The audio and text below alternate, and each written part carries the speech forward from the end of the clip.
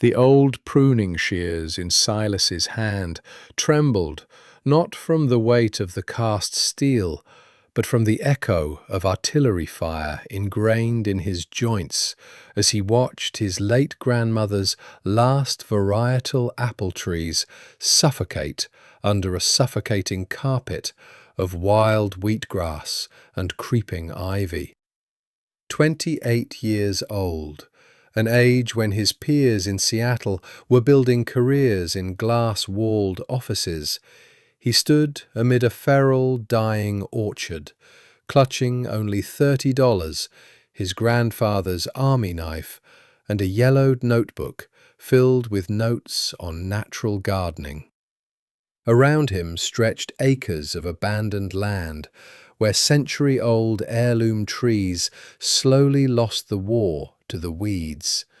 And just beyond the flimsy boundary, on the perfectly levelled fields of the commercial giant Green Valley, the neighbours' new multi-ton tractors rumbled, bathing the land in a dense fog of glyphosate.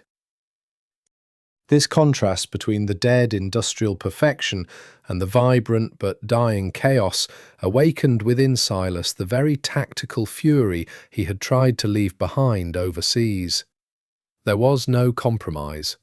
Either he would find a way to revive this garden without a cent, without expensive equipment or chemicals, using only old field methods, or the soulless corporate machine of his neighbour would wipe the memory of his family from the face of the earth, buying the land for next to nothing to make another warehouse terminal. When Silas had just returned from service, the quiet of his native Washington seemed unreal, fragile, and frightening. In her renowned scientific work, Trauma and Healing, Dr. Judith Herman detailed how, for veterans, returning to civilian life often requires not just rest, but the restoration of the broken link between the predictability of physical labour and internal control. This is precisely what Silas sought among the overgrown alleys where, as a child, he had once helped pick heavy fruit, scented with honey and autumn chill. Every morning he awoke long before dawn, the only time his mind wasn't bombarded with memories of combat missions. The garden greeted him with a thick fog rising from the river and a heavy, suffocating smell of decay.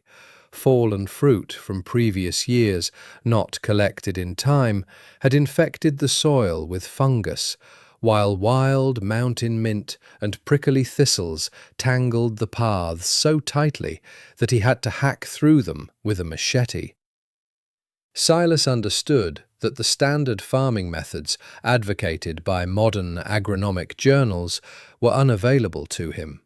He didn't have $100,000 to rent disc harrows, mulchers, or purchase selective herbicides capable of burning out weeds without harming the bark of old trees.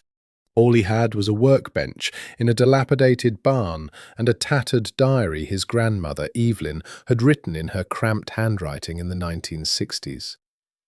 Flipping through the crisp pages, Silas stumbled upon passages that oddly echoed the classic work of Japanese farmer-philosopher Masanobu Fukuoka, The One Straw Revolution.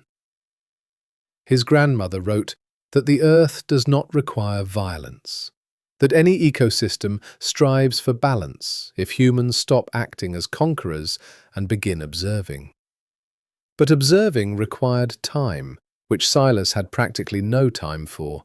Weeds grew knee-high, sucking the last of the nitrogen and moisture from the depleted soil, and scab had already touched the bark of the trees. The situation escalated when Richard Harris, the owner of the thriving Green Valley farm, arrived uninvited. His massive pickup truck kicked up a cloud of dust on the gravel driveway, shattering the fragile morning silence. Harris, a man with a well-groomed face and the demeanour of someone accustomed to measuring land value solely in hundredweight per acre, didn't get out of the car. merely rolling down the window. He glanced at the dead wood, the sagging fence, and Silas standing in an old army camouflage jacket, an axe in his hands. Harris chuckled and bluntly declared that a soldier shouldn't play farmer, especially when his only capital was a couple of rusty tools. He offered Silas a deal: sell the land right now before the weeds spread to his pristine, chemically treated fields. Harris uttered a remark that stung Silas more than a shell fragment. Your grandmother was a weirdo, but even she knew when the game was up, and you're just wasting your breath in the middle of this cemetery. Silas didn't respond, merely tightening his grip on the axe handle, prompting his neighbour to quickly roll up the window and hit the gas.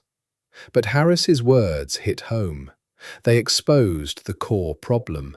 If the land wasn't cleared of weeds in the coming weeks, the young shoots of heirloom varieties like Calville White and Aesop Spitzenberg would die without sunlight. Manually clearing 30 acres of dense sod was a task for an entire platoon armed with scythes, and Silas was alone.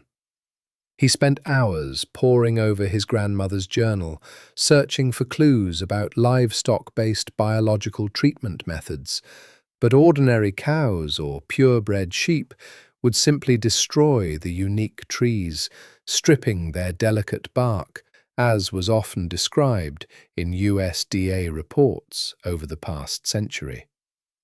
The solution came from where it was least expected, confirming Dr. Edward Wilson's research on biophilia, the innate human tendency to seek connection with the wildest manifestations of nature. At the local livestock market, where Silas had gone in hopes of trading an old trailer for something useful, a flock stood in the far corner of the pen, avoided by everyone.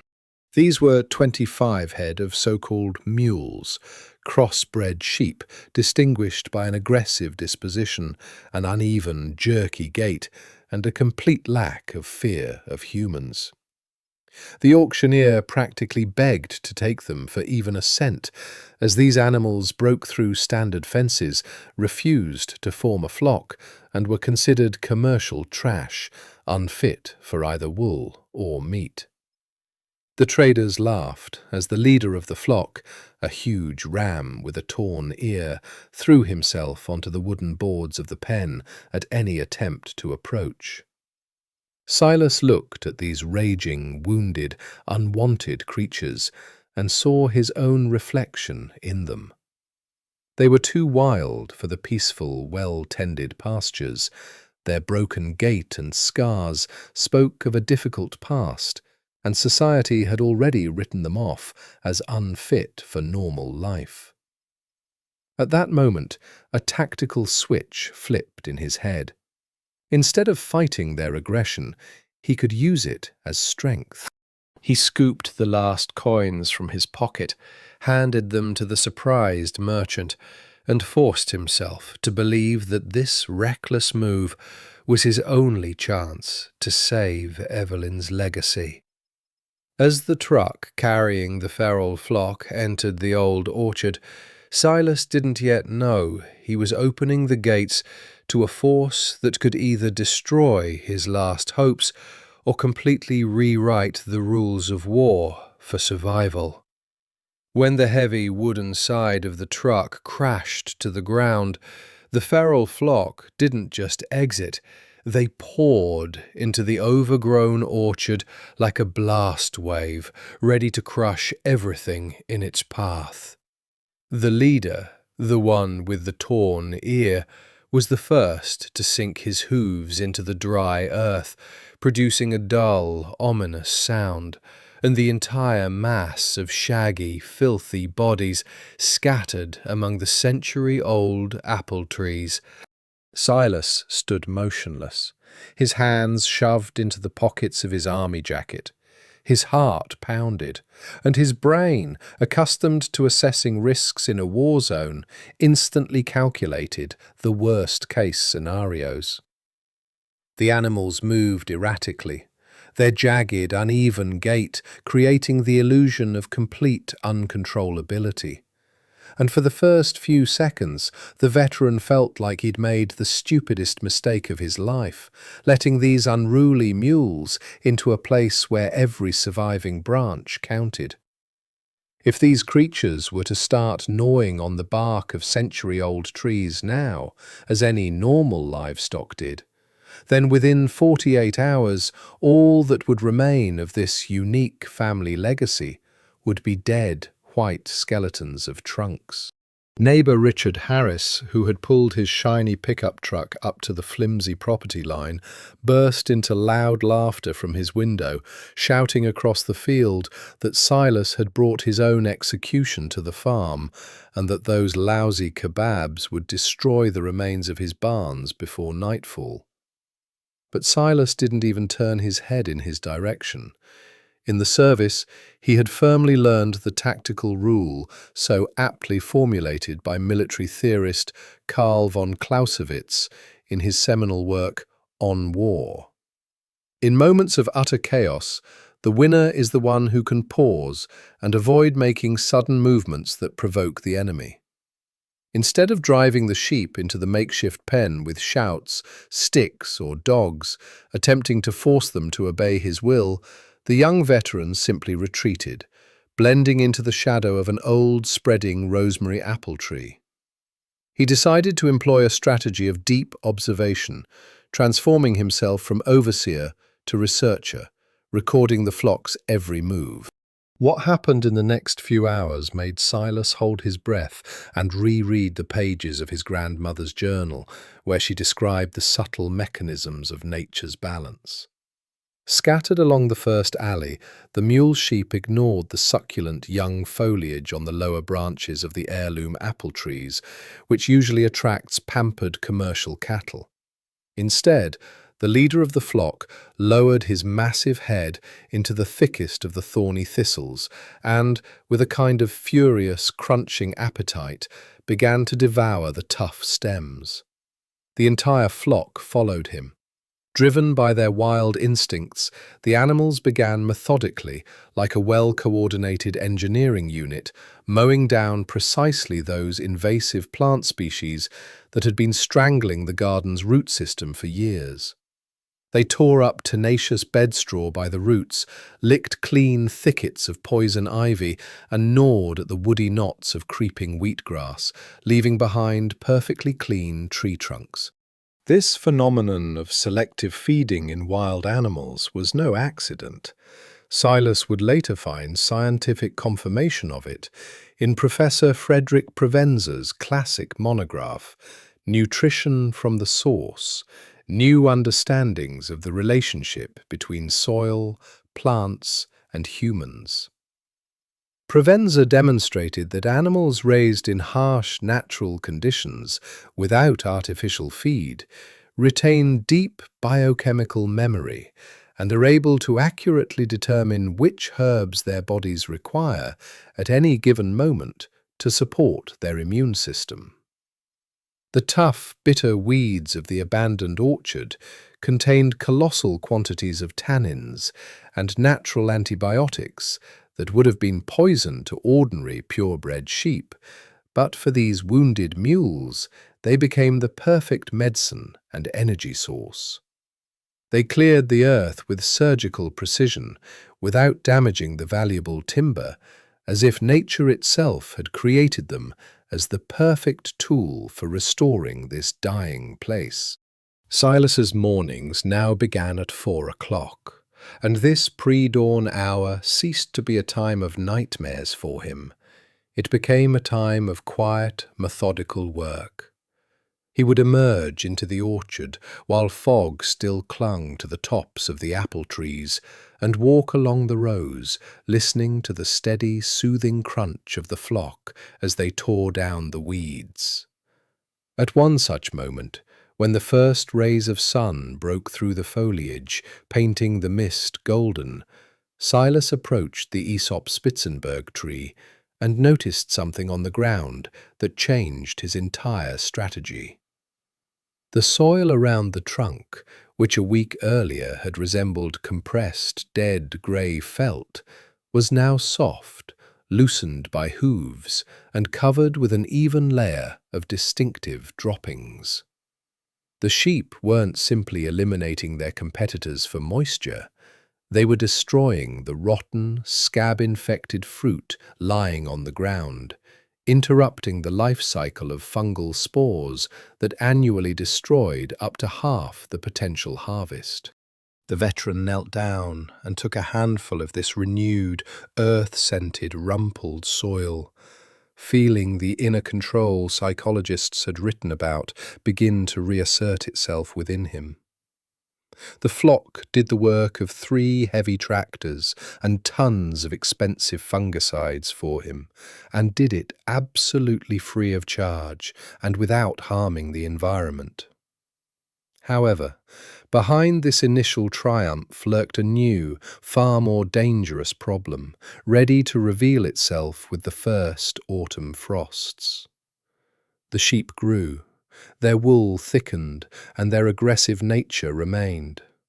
They would tear down standard chain-link fences with their bodies in a single evening if they thought the grass was lusher on the other side. Silas understood that if the flock broke into Harris's chemical plantations, he would destroy them in accordance with state law on the spot. And then Silas would lose the only key to the garden's revival, leaving him alone to face the coming winter. The threat of losing the flock kept Silas in a state of constant tactical readiness. Every night he woke at the slightest rustle outside the window, ready to run to the property line with a flashlight and his grandfather's knife. To prevent the mules from breaking into Richard Harris's sterile, pesticide-drenched fields, the veteran had to devise a control system that didn't require expensive barbed wire or electric fencing. Recalling methods of field fortification and camping in rugged terrain, he began creating living barriers from thorny wild thorns he'd cut down in the garden and the branches of old poplars felled by storms. This physical, back-breaking labor, leaving his palms bloody and calloused, became a kind of dynamic meditation, taming his inner chaos, while the sheep themselves continued to amaze him with their hidden resources. By late September, when the air had become clear and cool, Silas noticed the udders of the flock's ewes were filling with heavy, dense milk, the result of their incredible, bittersweet diet of wild mountain mint, prickly thistle, and the first fallen apples of ancient varieties. This surplus of wild milk required an immediate solution, as there was no place to store it on the dilapidated farm, and selling it raw to commercial buyers in Seattle was impossible due to strict pasteurization standards. Seeking a solution, Silas delved again into the yellowed pages of his grandmother Evelyn's diary, where he found detailed, step-by-step descriptions of traditional cheese-making, which she had practiced in her youth, taking advantage of the local microflora. In her renowned dissertation on the evolution of traditional farmhouse cheeses, Dr. Catherine Martin emphasized that using raw milk from free-range animals preserves a unique terroir, the inimitable flavor signature of a specific region, which is completely destroyed by industrial heat treatment. Silas decided to take a chance and convert the old basement of the house, lined with cold river rock, into a makeshift cheese factory, where the natural coolness and humidity created ideal conditions for the maturation of heavy wheels of cheese. The process of milk processing became a military ritual for the veteran, where every step demanded absolute precision, cleanliness, and iron discipline. Without automatic pasteurizers or temperature sensors, He relied solely on the warmth of his hands, tactilely testing the readiness of the curds, as his grandmother had once taught him. He carefully poured the thick milk, fragrant with apple bark and mountain herbs, into a huge copper basin, slowly heated it over a wood-burning stove, and added natural rennet, recording every detail in a new field journal.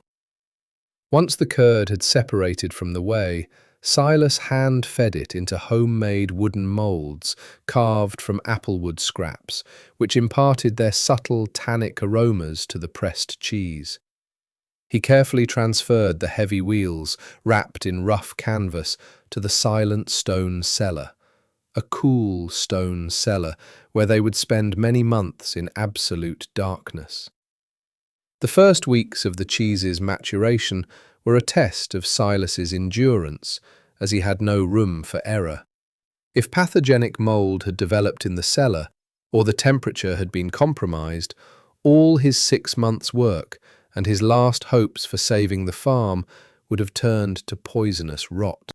Every evening he descended into the cellar with a kerosene lamp, methodically turning each heavy wheel of cheese, wiping the rind with a weak saline solution, and listening to the oppressive silence of the underground vault.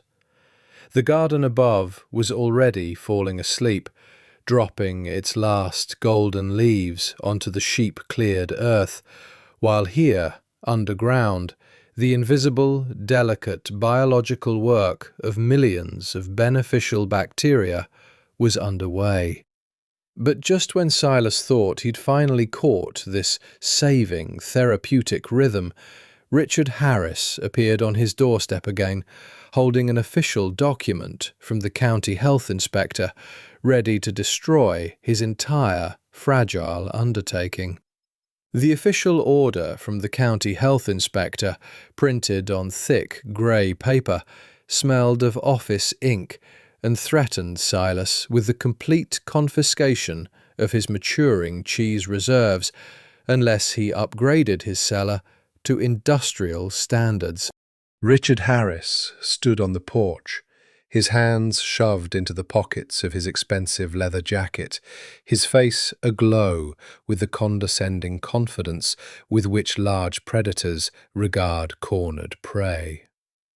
Harris openly declared that producing cheese from unpasteurized milk without automated inspection lines was a biological threat to the entire county, and that the bailiffs would seal the stone cellar faster than the first wheel of cheese had time to develop its noble rind. But Silas, who had endured the harsh interrogations and bureaucratic hell of military hospitals, didn't even change his expression. He knew that in the legal system, just like in a defensive battle, there are always hidden loopholes protected by federal law. Rather than engage in a pointless verbal altercation, the veteran silently closed the door in his neighbour's face and locked himself in the room, cluttering the dining table with volumes of agricultural regulations and old law journals. In his search for legal protection, Silas came across a landmark study by law professor David Gumpert, Launching Raw Milk, the Fight for Farm Products and Food Independence. Gumpert detailed how traditional American farms had defended their right to produce raw milk cheeses for centuries, relying on an FDA clause that permitted the sale of such products if they were aged in a certified storage facility for exactly 60 days.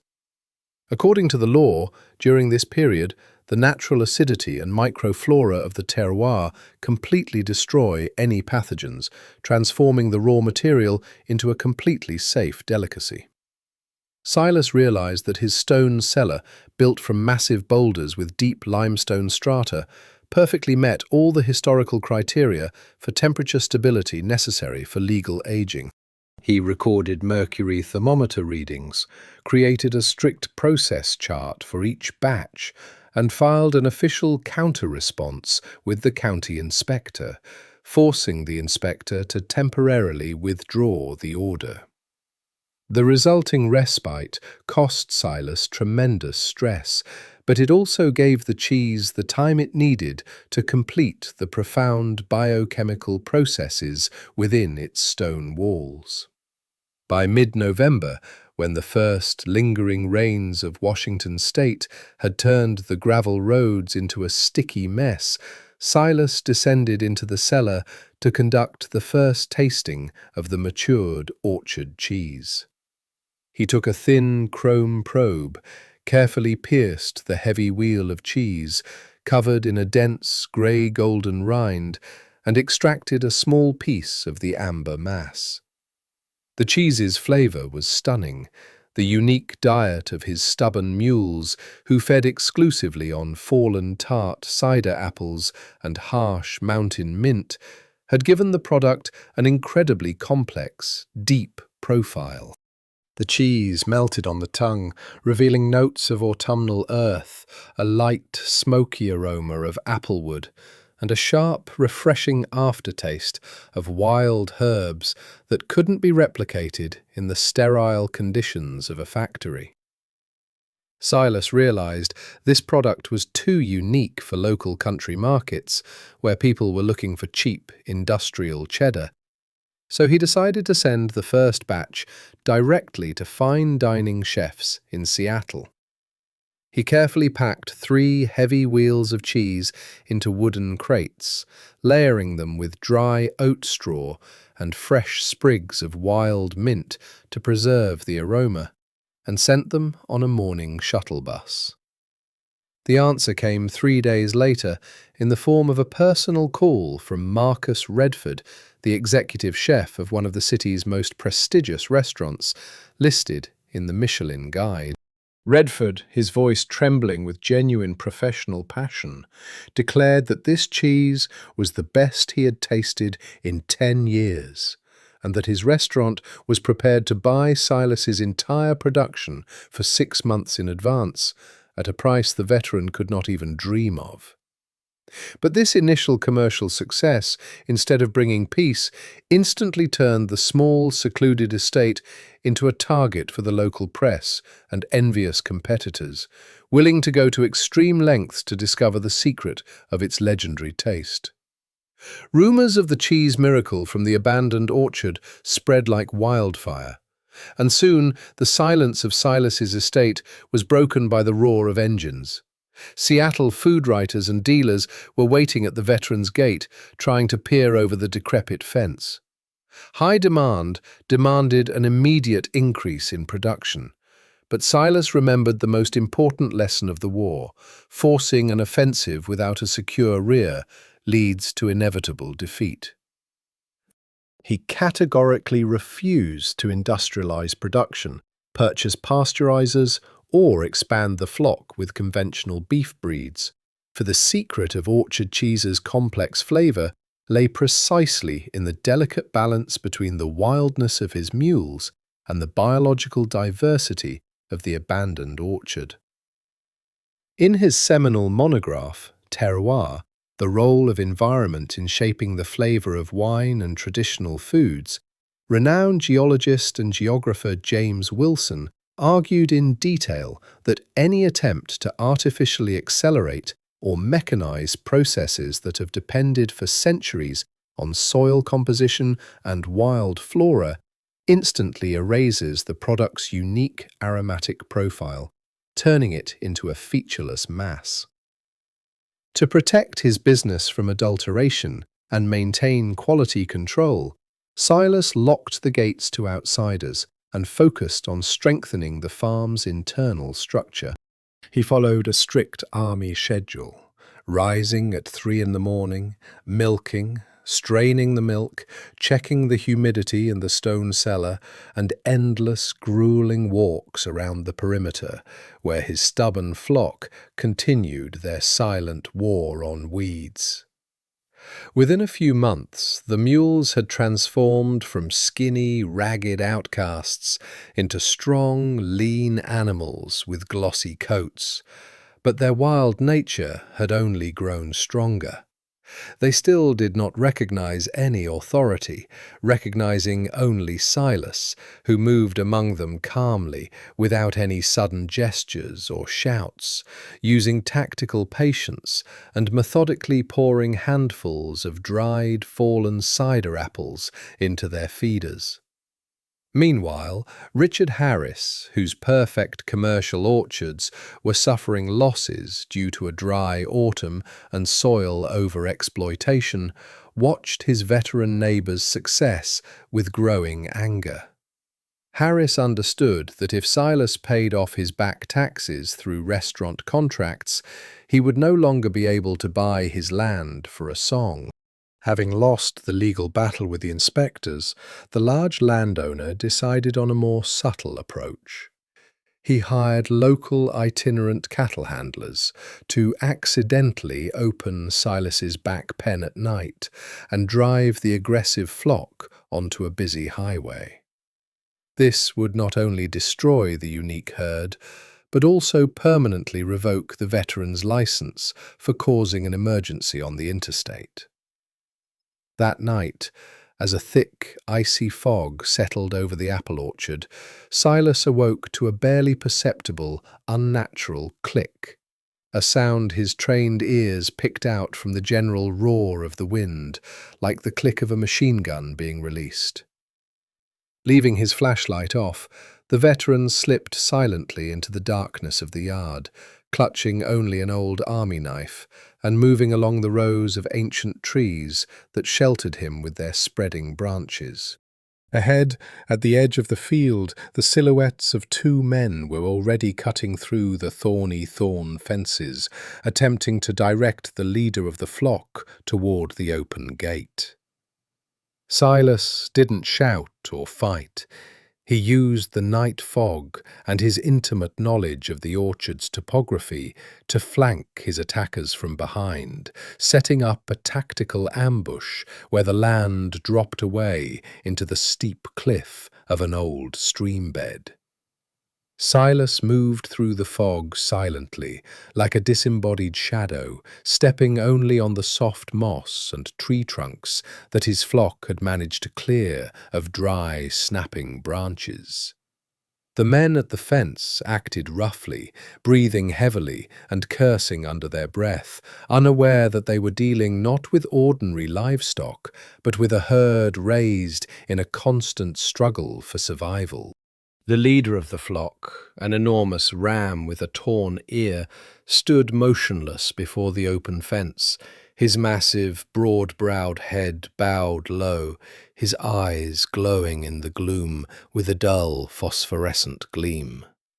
Just as one of Harris's mercenaries swung a heavy club to force the animal onto the road, Silas stepped abruptly out of the darkness, grabbing his attacker's wrist and with a short, precise military-style jerk, forcing him to release his weapon. The second harvester jumped in surprise and stepped back, but lost his balance on the slippery, wet slope of the old stream and rolled down with a muffled cry into the thickets of blackberries and nettles. Left without his partner's support, the first mercenary tried to break free, but the veteran's iron grip held him tight. Right behind Silas, as if on silent command, the rest of the flock of mules began to growl menacingly and dully. In the darkness, these 25 heads, with their ragged silhouettes and heavy breathing, resembled not peaceful sheep, but a pack of wild predators, ready to tear apart anyone who trespassed on their territory. In her seminal work, Domestic Animal Behavior and Herd Management, ethology professor Temple Grandin pointed out that crossbred and wild breeds of sheep have a strong territorial instinct and are capable of forming defensive alliances with humans if they demonstrate dominant, but not aggressive, leadership behavior. The man paled, realizing he was between a trained soldier and an enraged flock, and stammered that they were simply paid to clear the road of stray litter. Silas didn't call the sheriff. He forced the frightened forager to repair the damaged fence himself, down to the last nail, after which he ordered his injured accomplice taken away, and the orchard forgotten forever. This nighttime victory finally cemented Silas's status as a legitimate leader in the eyes of his stubborn flock. Now, when he entered the pen, the sheep didn't shy away, but formed a neat line, ready to follow him to the farthest and most difficult sections. The night's incident forced the veteran to realize that passive defense was no longer working, and that he needed to assert himself in a way that would discourage anyone in the area from settling the matter by force. The next morning, he loaded a fresh batch of orchard cheese, cellared for exactly 80 days, into the back of an old pickup truck and headed to the annual State Agricultural Show in Olympia, where leading restaurateurs, critics, and independent experts from the West Coast gathered. Silas understood that this trip was his key strategic maneuver, capable of either cementing his triumph at the official level or turning him into an object of ridicule for the large agro-industrial holdings that filled their pavilions with tons of standardized, glossy products. The exhibition greeted him with the din of hundreds of voices, the gleam of chrome display cases, and the heavy smell of commercial disinfectants used by major manufacturers to disinfect their booths. Silas took the most modest wooden table at the far end of the pavilion, simply laying out 3 heavy amber wheels of cheese on the rough canvas and placing his grandmother's diary next to it as the ultimate sign of quality. For the first few hours, indifferent crowds, accustomed to bright labels and artificial flavors, passed by, and the panel of judges merely smiled indulgently at the veteran's simple presentation. But at noon, Charles Dupont, one of the most influential and uncompromising restaurant critics in the United States, whose syndicated column could either elevate a farmer to the top or forever destroy his reputation, approached his table. Dupont cast a disdainful glance at the modest display, took the thin slice of cheese Silas offered, placed it in his mouth, and suddenly froze. His face, which a moment earlier had expressed sated boredom, quickly changed, reflecting a profound, almost shocked shock at the richness of the unfolding flavor. The exhibition pavilion seemed silent for Silas as Charles Dupont slowly closed his eyes, listening to the evolution of flavor on his palate. What seemed to the average person like simply good cheese was, to a professional critic of Dupont's caliber, pure, undistilled geography. In this dense, oily slice, a distinct, twangy note of wild mountain mint broke through the initial salty tang, then gave way to a deep, astringent, tannic aftertaste of old apple bark and damp undergrowth. The critic opened his eyes, looked at Silas with a completely different expression, no trace of his former arrogance, and asked what the fat content of the raw material was and where exactly this cellar was located.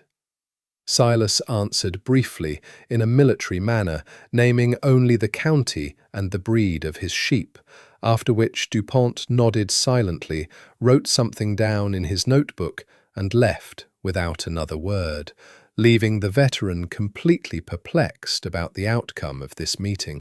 But by the evening of the following day, Silas realized his maneuver had been a complete success.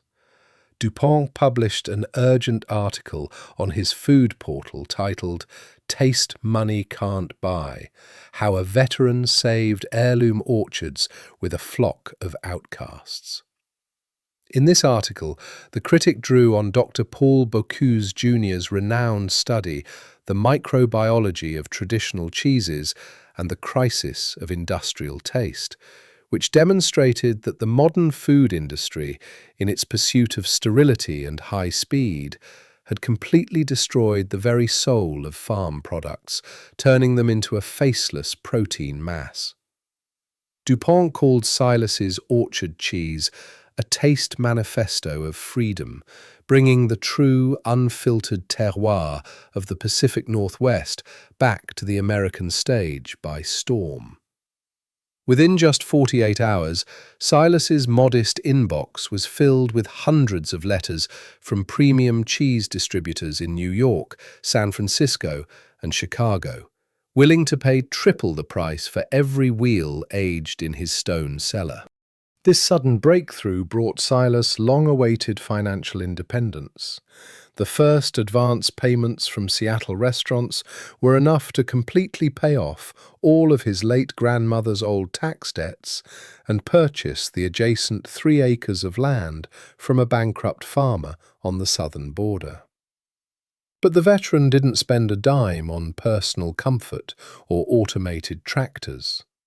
Instead, he invested in strengthening his farm's ecosystem, purchasing high-quality natural veterinary products for his flock and hiring a local teenager part-time to help with morning milking.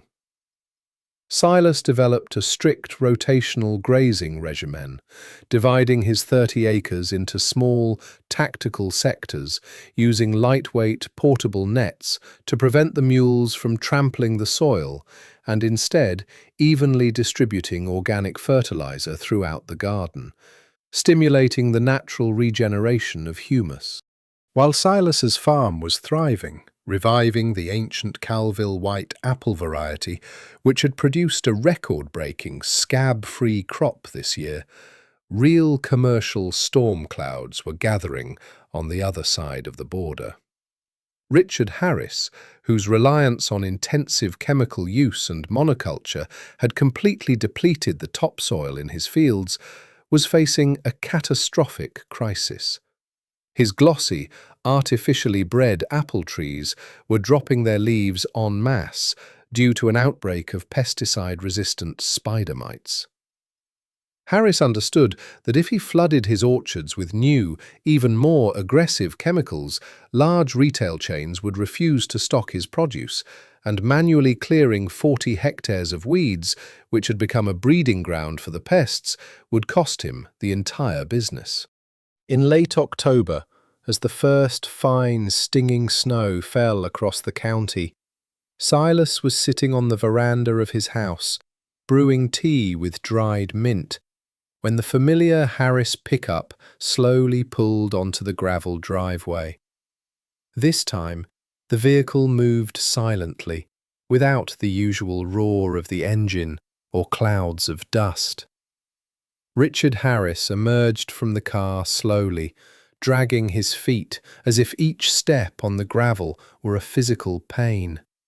His slumped shoulders and averted gaze betrayed no trace of the former arrogance of a large landowner accustomed to dictating his terms to the entire county. He paused at the bottom step of the veranda, clutching his old suede cap in his hands, and stared for a long moment at Silas, who continued calmly drinking his tea, making no move to greet him. Harris admitted that his vaunted Green Valley intensive gardens are on the verge of extinction. Years of glyphosate-induced soil burning have turned the soil into a dead, dusty substrate, while pesticide-resistant spider mites and creeping wheatgrass have destroyed the root systems of the best commercial plantings within a couple of months. A well-groomed businessman came to ask the veteran for a favor he would have called utter madness just 6 months earlier. He begged Silas to lease him his wild herd of stubborn mules so they could clear his plantations of weeds and restore at least some of the land's natural fertility.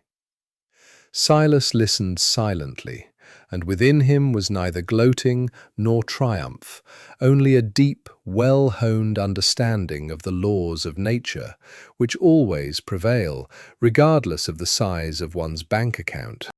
In his renowned scientific work, Ecological Restoration of Degraded Agroecosystems, Professor Thomas Elquist argued in detail that restoring biodiversity through wild livestock breeds is the only viable method for saving lands that have suffered severe toxic depletion. Silas understood that Harris's 40 hectares of overgrown fields would provide a colossal forage base for his flock. But he also knew that residual chemical residues on the other side of the boundary could cause irreparable harm to his animals' health and completely ruin the unique biochemical composition of their milk. The veteran didn't refuse outright, but he laid down harsh, uncompromising tactical conditions. Harris had to sign a formal contract to completely cease using any synthetic pesticides for 3 years in advance, and pay for a certified independent assessment of each sector before the first mule set foot there. Harris agreed to all the terms without a single objection, signing the papers right there on the wooden table of the veranda, with the trembling hand of a man who had peered into the abyss of complete bankruptcy. This contract transformed Silas from a humble local farmer into the valley's foremost environmental strategist, whose biological restoration methods were now being studied at the level of the Regional Ministry of Agriculture. The first phase of the operation to save the neighbouring gardens began in early November, when Silas personally led the leader with the torn ear and the entire flock through the open gate of the boundary line.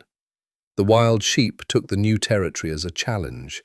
They immediately attacked the rough, chemical-soaked thickets of wild mustard and swine grass, which not even Harris's modern mower could clear. Silas walked behind the flock, recording the rate of soil clearing in his field journal and noting how, under the influence of hooves and organic fertilizer, the neighbour's soil slowly began to change its colour from a dead grey to a healthy dark brown. This large-scale operation demanded Silas's utmost concentration, as controlling a flock on someone else's unprotected 40-hectare territory was far more difficult than within the boundaries of his own old garden. He spent 12 hours a day in the fields, defying the piercing autumn wind and the icy frost that formed on the apple trees by evening. But it was precisely in these extreme conditions that his internal wounds from the war finally healed, giving way to the pure, creative peace of a man bringing life back to a place where death reigned. The cheese in the cellar continued to ripen, absorbing new, even more complex shades of the late autumn flora, and Silas prepared the winter shipment, scheduled to leave for Seattle before the first serious frost. However, nature was preparing a final, most severe test for his renewed farm, one that would test the strength of not only his tactical defences, but also the very life of his unique flock.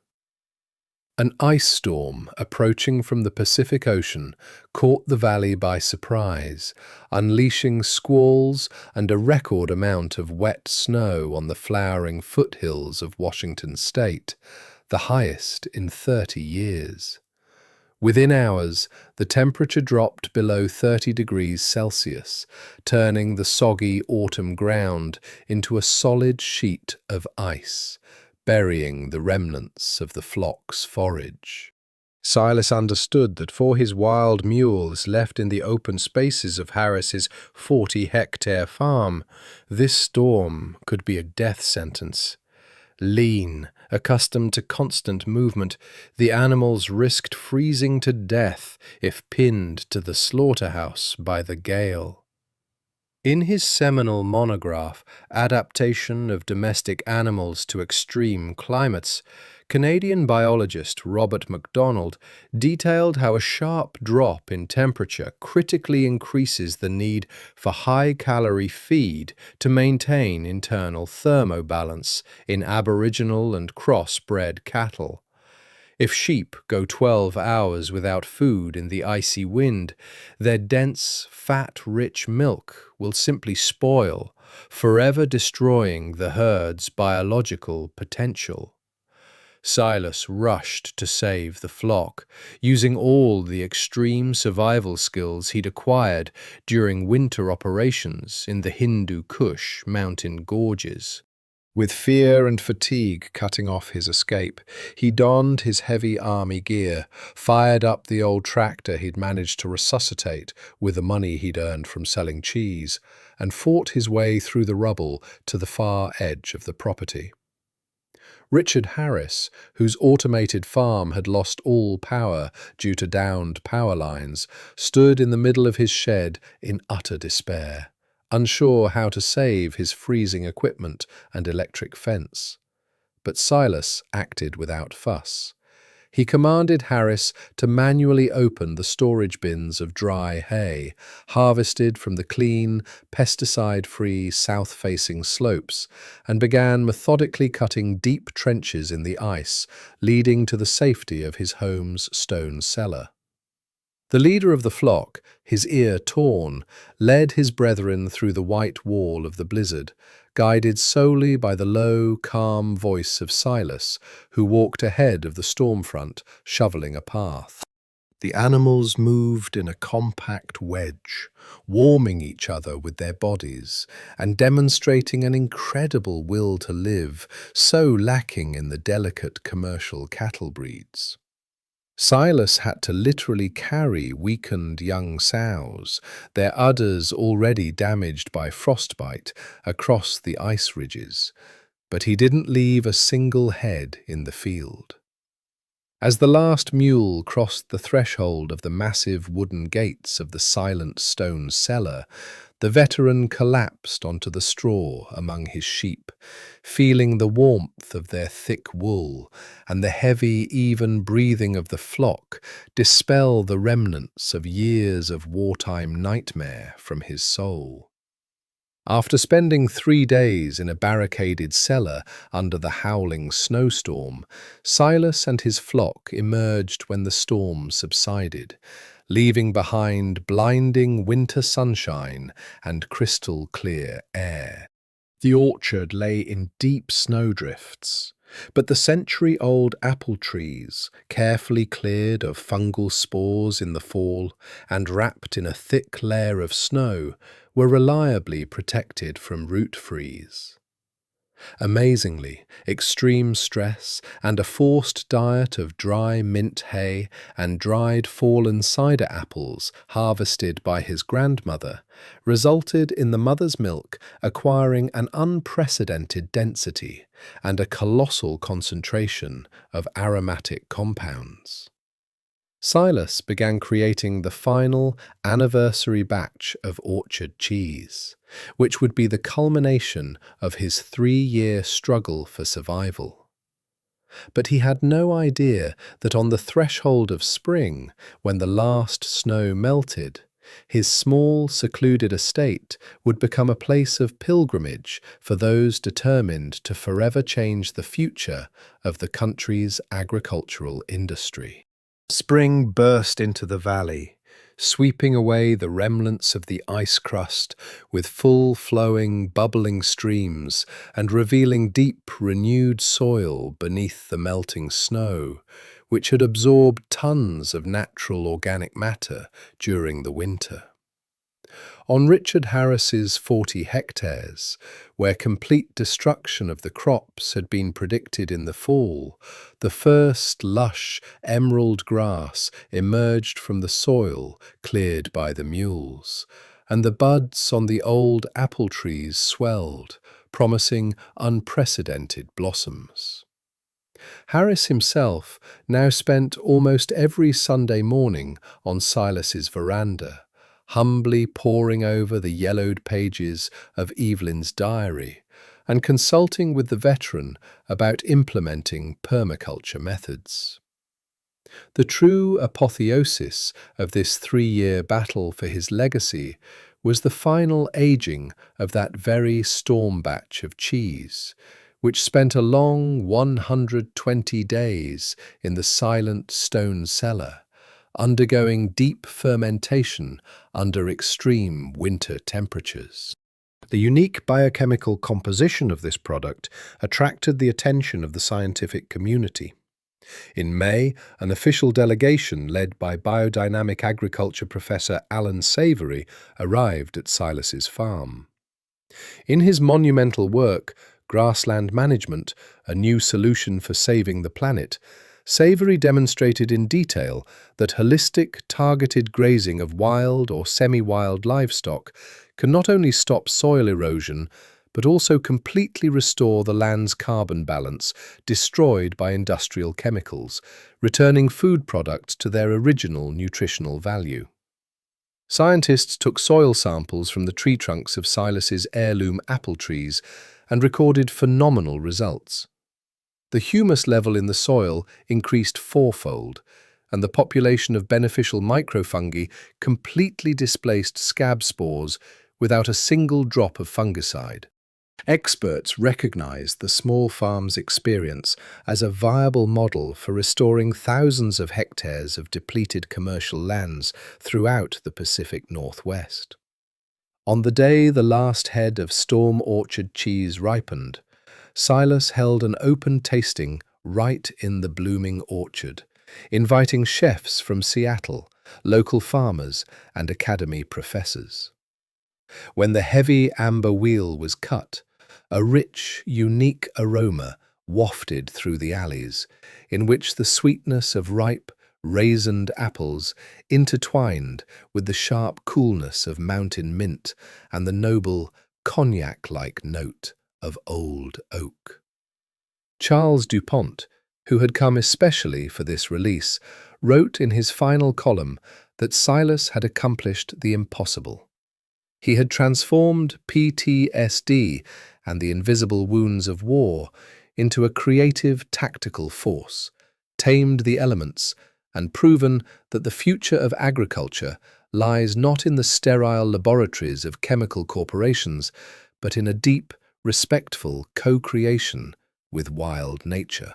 Silas stood on a hill at the edge of his renovated, bee-humming garden, his left hand resting on the wooden fence, his right gently stroking the wiry fur of an approaching leader with a torn ear.